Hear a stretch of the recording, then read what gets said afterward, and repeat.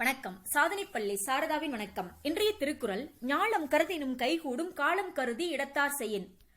பொருள், காலத்தை அறிந்து இடத்தோடு பொருந்துமாறு செய்தால் உலகமே வேண்டுமென கருதினாலும் அது கைகூடும் என்கிறது வள்ளுவம்.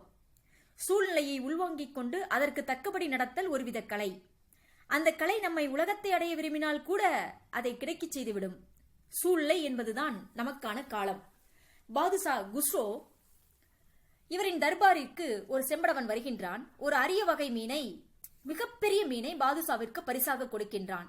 பாதுஷா இதற்கு முன் இத்தனை பெரிய மீனை, அரிய மீனை பார்த்ததே இல்லை.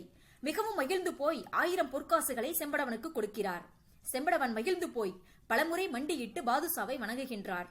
அப்போது தவறுதலாக ஒரு காசு கீழே விழுந்து விட்டது.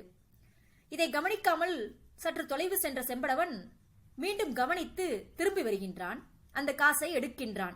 பாதுஷாவிற்கு கடும் கோபம் வந்து விட்டது. 1000 காசுகள் ஒரு மீனுக்கு கொடுத்திருக்கிறேன், நீ இவ்வளவு பேராசைக்காரனா என கர்ஜிக்கிறார். செம்படவன் பயந்தே விட்டான்.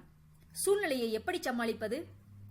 அரசே, நீங்கள் என் மீது கொண்ட அன்பின் காரணமாக கொடுத்த பரிசு இது. கீழே விழுந்த காசை எடுக்கவில்லை என்றால் தங்கள் அன்பை யாரேனும் மிதித்து விடக்கூடும் அல்லவா என பதில் உரைக்கின்றான். இதை கேட்ட பாதுஷா மேலும் நெகிழ்ந்து போய் இன்னும் 1000 பொற்காசுகளை பரிசாக கொடுக்கின்றார். நேரத்திற்கு தக்க நமது புத்திசாலித்தனத்தை பயன்படுத்த வேண்டும். அதனால் பலன் அதிகரித்துக் கொண்டேதான் செல்லும். ஆகவே காலமறிந்து செயல்படுவோம்.